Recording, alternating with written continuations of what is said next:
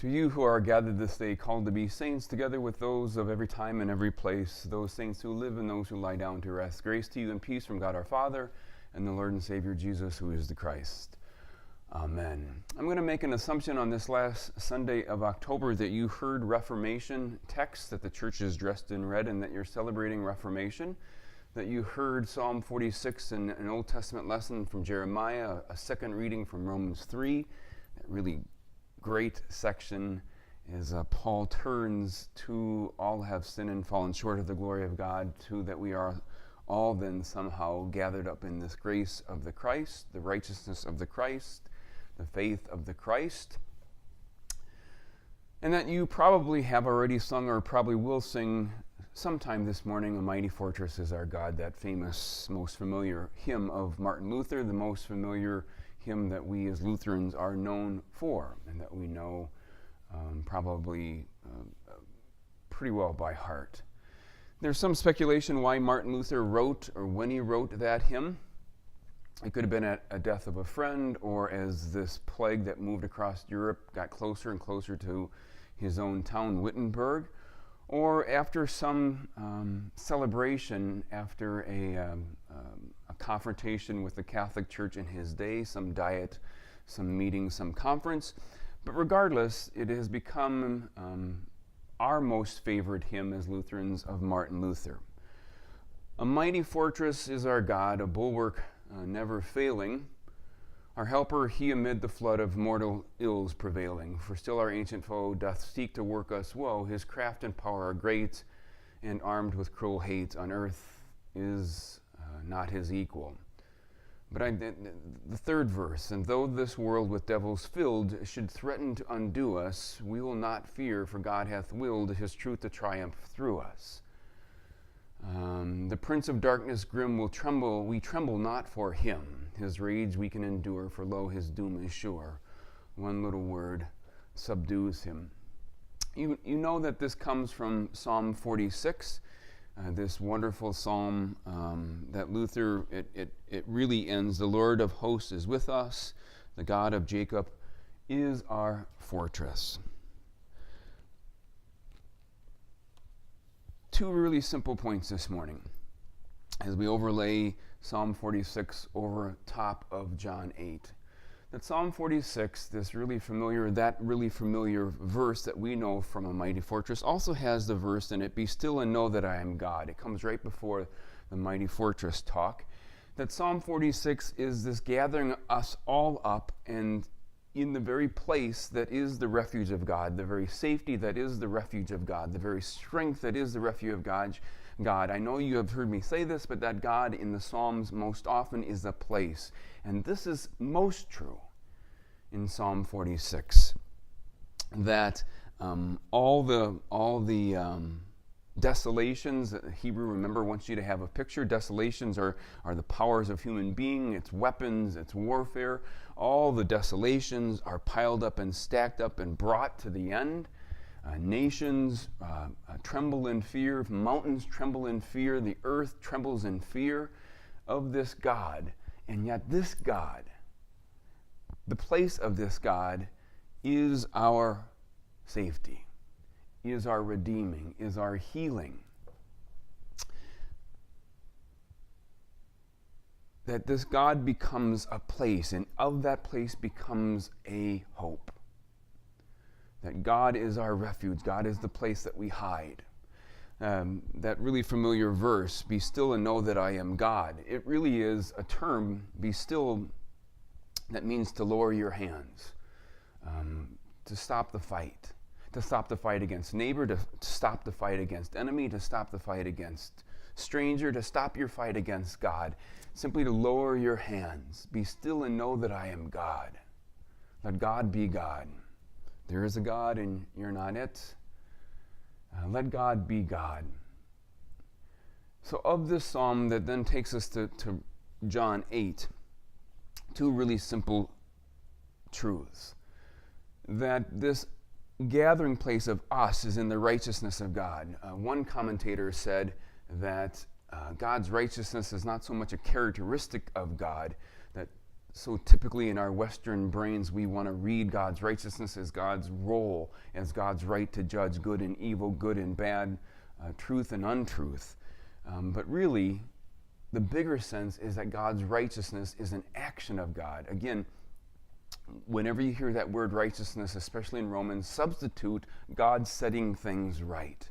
This is God's righteousness. It's an act of God to set things right. It is an action of God to set right that which God has made.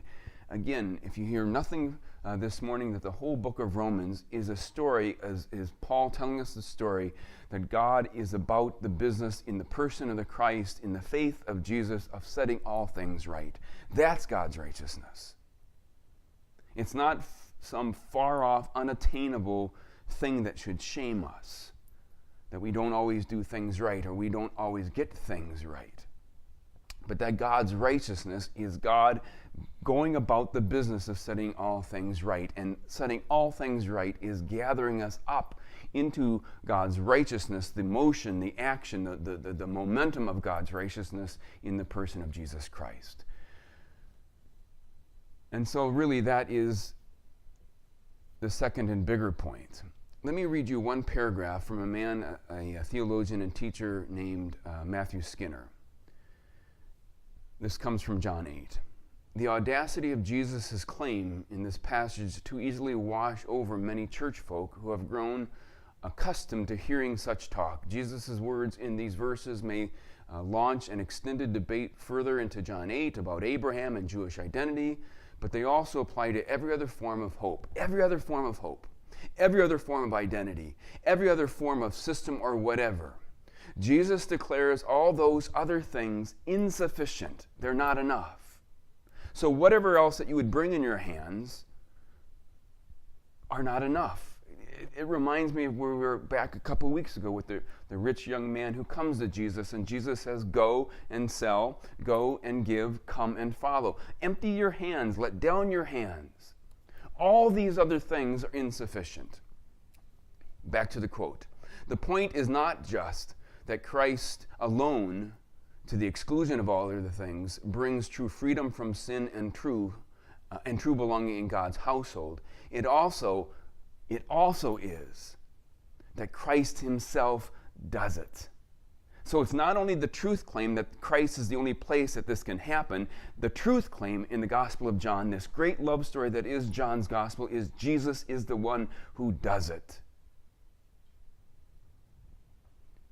Jesus brings a freedom. Jesus brings a true belonging in God's household. It is Christ himself who does it. Jesus does not announce a new dogma or a new confession to which one must subscribe. He demands an encounter with himself. One must dwell with him and with his word. Can you hear the weight of that? That Christ is this place. Christ is this person. Our trinity of alone, Christ alone, and word alone, and grace alone that we Lutherans love. I want you to hear them again as if for the first time in a new way. It's Christ alone. Not only alone in the sense that nothing else can save you, but it's Christ alone doing faith. Christ alone doing the righteousness of God. Doing the setting things right.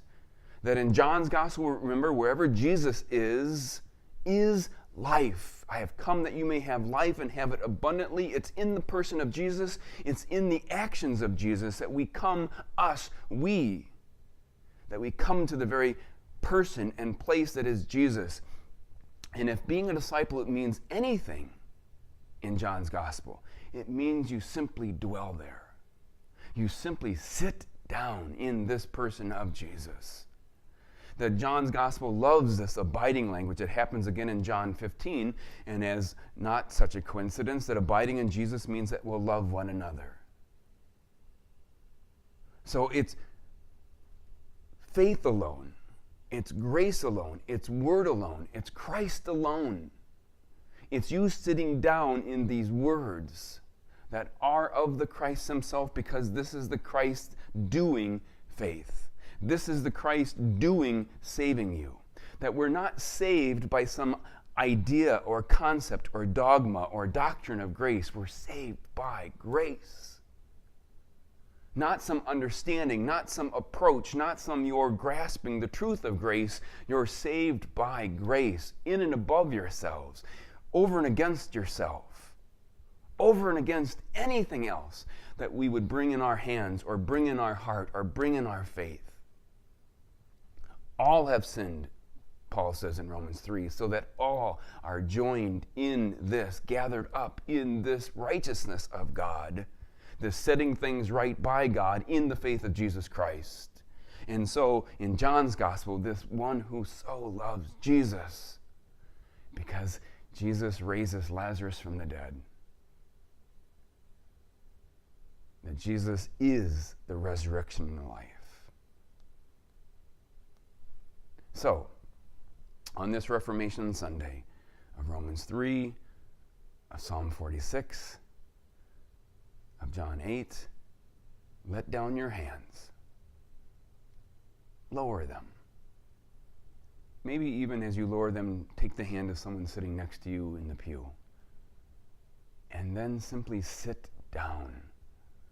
Dwell in the Christ. Again, if discipleship means anything, and that word just has almost lost meaning, but if being a follower of Jesus means anything, it simply means that you dwell in him, in the good, in the bad, in the tears, in the laughter, in the life, in the death, in the good days and the bad days, that you bring your whole story and that you sit down in the Christ. So, a mighty fortress is our God, a bulwark never failing. And though this world with devils filled should threaten to undo us, a mighty fortress is our God. Be still and know that I am God. I am exalted amongst the nations. I am exalted in the earth. The Lord of hosts is with us. The God of Jacob is our fortress. Amen and amen.